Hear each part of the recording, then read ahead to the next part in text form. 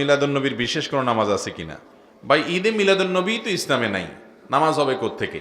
নবী করিম সাল্লাল্লাহু সাল্লামের জন্ম হয়েছে এটা সত্য, কিন্তু এই জন্ম উপলক্ষে কোনো ঈদ বা কোনো উৎসবের নির্দেশ কোরআন বা হাদিস কোথাও আমাদেরকে দেওয়া। একজন মুসলমানের আদেশ নিষেধ পাওয়ার জায়গা কোনটা? কোরআন এবং হাদিস। কোরআন এবং হাদিসে কোনো একটা জাল হাদিসেও নবী করিম সাল্লাল্লাহু সাল্লামের জন্মের দিনটাকে উৎসব হিসাবে উদযাপনের কোনো নির্দেশনা বিলকুল। আরে ভাই, জন্মদিবস উদযাপন এটা তো পেগানদের কাজ। অগ্নিপূজক, প্রকৃতি পূজারী আছে অনেকে, তাদের কাজ। এক সময় খ্রিস্টানরা পর্যন্ত জন্মদিবস পালন করতো না, পরবর্তীতে সেটা খ্রিস্টানরা ধরছে শুরু করা। ঈসা আলাইহিস সালামের জন্মদিবস, ক্রিসমাস ডে তারা পালন করে। এদের দেখা দেখে মুসলমানরা চিন্তা করছে তাহলে আমরাও আমাদের নবীর মহব্বত প্রকাশ করে করি। যারা করে তারা মহব্বতেই করেন, তারা নবী সাল্লাল্লাহু আলাইহি ওয়াসাল্লামকে ভালোবেসেই করেন। অথচ নবী সাল্লাল্লাহু আলাইহি ওয়াসাল্লাম ইহুদি খ্রিস্টানদের অনুসরণ করতে নিষেধ করেছেন। আমরা সেই কাজই করছি। আমাদের নবীজি নিজে নিজের জন্মদিবস বছরে একবার এরকম উৎসব করা, এটা তিনি করেন নাই। না চার খলিফার কেউ করেছেন, না কোনো সাহাবী করেছেন, কোনো জাল হাদিসেও নাই। অতএব ঈদে মিলাদুন্নবী নামে যেটা আমরা উদযাপন করি, এটার অস্তিত্বই ইসলামে নাই। কোরআন হাদিসে এরকম কিছু করতেই বলা হয় না। ইসলাম পূর্ণাঙ্গ দিনের বিধান, যার কারণে এটার আবার আলাদা নামাজ কোত্থেকে আসবে? মুরগি জবাই করার সময় মাথা আলাদা হয়ে গেলে সে মুরগি খাওয়া জায়েজ হবে কি? দরকারি প্রশ্ন। অনেক সময় বিশেষ করে মুরগি জবাই করতে গেলে গ্রামাঞ্চলে নিজের মুরগির নিজেরা জবাই করা হয়, বা দোকানদার অনেক সময় জবাই করার সময় এমন জন্য পোজ দেয় কল্লাটা আলাদা হয়ে যায়, হয় কি হয় না?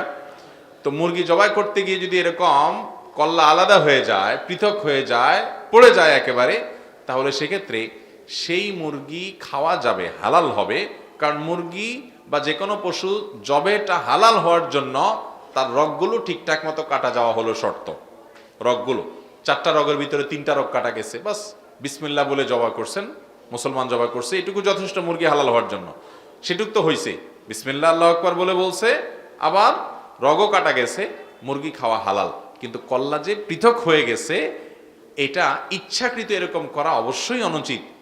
কারণ শুধুমাত্র রগ কাটতে বলা হয়েছে, আপনার কল্লা আলাদা করতে বলা হয় নাই। তাছাড়া কল্লা আলাদা যদি ভুলে হয়ে যায়, যে আমি করতে চাই নাই কিন্তু সন্দেহের কারণে যে রগ সব কাটা গেল কিনা, হঠাৎ দেখি কল্লা কাটা গেছে, তাহলে অসুবিধা নেই, মুরগি খাওয়া যাবে। কিন্তু ইচ্ছাকৃত এরকম করা অনুচিত। বিশেষ করে আমরা জানি যে হিন্দুরা অনেকে পাঠা বলি দেয়, এক কবে কল্লা আলাদা করে তারপরে খায়।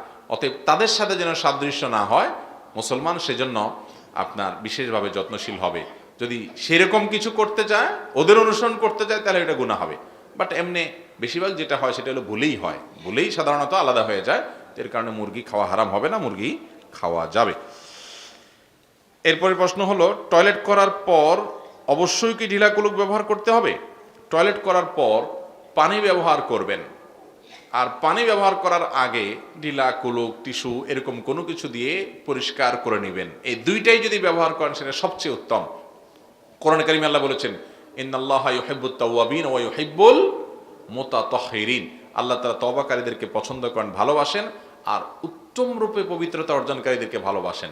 এই উত্তম রূপে পবিত্রতা অর্জনকারী কারা, এটা নিয়ে মুফাসসিরিনের বহু মত আছে এবং প্রসিদ্ধ অনেকগুলো মত আছে। এর ভিতরে একটা মত হলো যে এই আয়াতে মূলত মসজিদে কুবা, যে মসজিদে নববীতে, মদিনাতে যে মসজিদে নববীর আগে যে মসজিদ নির্মাণ হয়েছে মসজিদে কুবা, এই কুবা এলাকার মানুষদের কথা বলা হয়েছে। নবী সাল্লাল্লাহু আলাইহি সাল্লামের যুগে যারা ছিল, তাদের মধ্যে একটা ভালো গুণ ছিল, কুবায় তারা বসবাস করত, যে তারা মরুভূমিতে সাধারণত পানি পাওয়া টাফ ছিল, সেখানে তারা ঢিলা কুলুক ব্যবহার করতো, এরপর আবার পানিও ব্যবহার করতো। এই জন্য তাদের প্রশংসা করে আল্লাহ তাআলা বলেছেন যে উত্তম রূপে পবিত্রতা অর্জনকারীদেরকে আল্লাহ তাআলা পছন্দ করেন এবং ভালোবাসেন।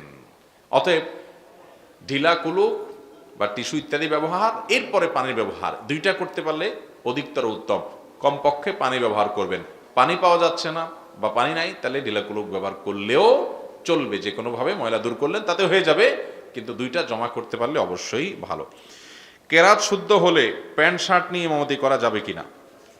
প্যান্ট শার্ট অথবা টি শার্ট প্যান্ট পরছেন আপনি, মানে পাঞ্জাবি পায়জামা টুপি আপনার মাথায় নাই, গায়ে নাই, তাহলে আপনি ইমামতি করলে নামাজ হবে কিনা? উত্তর হলো, যদি আপনার কেরাত শুদ্ধ থাকে, নামাজের মাসলা আপনি মোটামুটি জানেন, তাহলে আপনার ইমামতি করা জায়েজ হবে। আপনার পিছনে কেউ নামাজ পড়লে তার নামাজও হয়ে যাবে।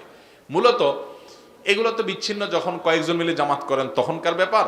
সাধারণত ইমাম হিসাবে নিয়োগ দিলে তো অবশ্যই একজন এমন মানুষকে নিয়োগ দিবেন যিনি আমলে এলেমে সব দিক থেকে একজন মুসলমানের পরিপূর্ণ রূপ ধারণ করেন, কোরআন হাদিস অনুযায়ী আমল করার চেষ্টা করেন, তার মধ্যে মুখে দাড়ি থাকে, সুন্নাহ সম্মত সব আমলগুলো থাকে, সেগুলো থাকে, সেই সাথে আপনার তার ভিতরে কোনো প্রকাশ্যে ফাসেকি কাজ করার মতো কিছু না থাকে, এটা থাকলে তাকে ইমাম বানাতে পারেন। এমনকি শার্ট প্যান্ট পরেও যদি কেউ ইমামতি করে, প্যান্টটা টাকনু নিচে যদি না যায়, শরিয়া লঙ্ঘন না করে, তাহলে এই ব্যক্তির ইমামতিতে নামাজ হয়ে যাবে, যদি তার ক্যারারটা কি থাকে, শুদ্ধ থাকে।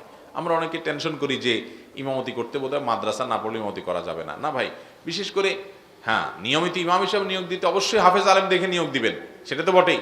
কিন্তু বিচ্ছিন্ন 5 জন মিলে হঠাৎ করে জামাত করবেন, নামাজের মিস হয়ে গেছে জামাত, এখন নিজেরা জামাত করবেন বা বাসায় জামাত করবেন কয়েকজন মিলে, তো সেখানে শার্ট প্যান্ট পরা মানুষও জামাতে ইমামতি করতে পারবে যদি তার নামাজের মাসলা মাসাইল জানা থাকে।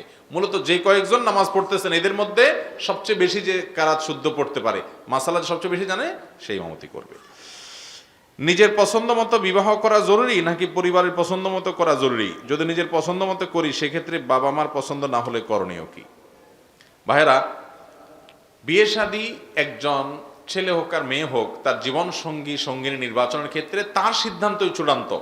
ইসলাম বাবা মাকে চাপিয়ে দেওয়ার কোনো অধিকার দেয় না যে বাধ্য করবে এখানে তোমার বিয়ে করতে হবে, এই অধিকার বাপ মার নাই। কিন্তু ছেলে মেয়ে সবসময় চেহারা, ছবি, অন্যান্য বিষয় আসে, এগুলো নিজেরা দেখে নিবে, কিন্তু অন্যান্য দিকগুলো কোন ফ্যামিলিতে গেলে ভালো হবে না হবে, এই বিষয়গুলো মুরব্বীদের উপরে আস্থা রাখবে যদি তারা বিচক্ষণ হয়, তারা যদি ভালো মন্দ বোঝে, তারা যদি কোরআন হাদিসের গুরুত্ব বুঝে, দিনদারির গুরুত্ব বুঝে, তাহলে তাদেরকে প্রায়োরিটি দিবে।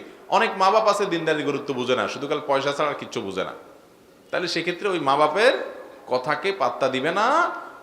পাত্তা দিবে না বলতে দিনদারিকে গুরুত্ব দিবে, বাবা মাকে ম্যানেজ করার চেষ্টা করবে। ম্যানেজ করতে না পারলে বিনয়ের সাথে বলবে যে বাবা, আমি দিনদারিতে কোনো স্যাক্রিফাইস করবো না, ধার্মিক ছেলে ছাড়া, ধার্মিক মেয়ে ছাড়া বিয়ে করবো না, এটা তাকে জানাই দিবে। কারণ নবীজি সাল্লাল্লাহু আলাইহি সাল্লাম বলছেন, ফাসফার বিজাতিদ দ্বীন, ধার্মিক মেয়ে বিয়ে করে তোমরা জেতার চেষ্টা করো, বিয়েতে তোমরা সফল কাম হওয়ার চেষ্টা করো, সেজন্য সেটা করতে হবে।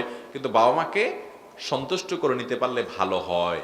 এবং বিয়ের ক্ষেত্রে ইসলাম ছেলে হোক আর মেয়ে হোক তাদের অধিকারটাকে মূল রাখছে, যে কার সাথে সে জীবন কাটাবে এই ব্যাপারে মতামত দেওয়ার অধিকার তারই সবচাইতে বেশি। বিশেষ করে লোকটাকে আমার ভালো লাগে কি লাগে না, আমাদের দেশে অনেক ক্ষেত্রে জুলুম হয় মেয়েদের উপরে, ছেলেদের উপরে, বাবা মা চাপায় দেয়, মুরব্বীরা চাপায় দেয়, চাপায় দিতে পারবেন না, তাকে বুঝান। বিশেষ করে দেখতে ভালো লাগে কি লাগে না, এটা একান্ত তার চয়েসের বিষয়, এটা ব্যাপারে তাকে পীড়াপিড়ি করা উচিত হবে না। আবার ছেলেরও মেয়েরও বোঝা উচিত, বাবা মা অভিজ্ঞ মানুষ, সিনিয়র মানুষ, তারা ফ্যামিলিগত বিষয়, অন্যান্য বিষয়গুলো তারা দেখুক, চেহারা, ছবি, ব্যক্তিত্ব, অন্যান্য দিনদারি, এগুলোকে আপনি অবশ্যই প্রায়োরিটি দিবেন, এবং এক্ষেত্রে ছেলে মেয়ের অধিকারই বেশি।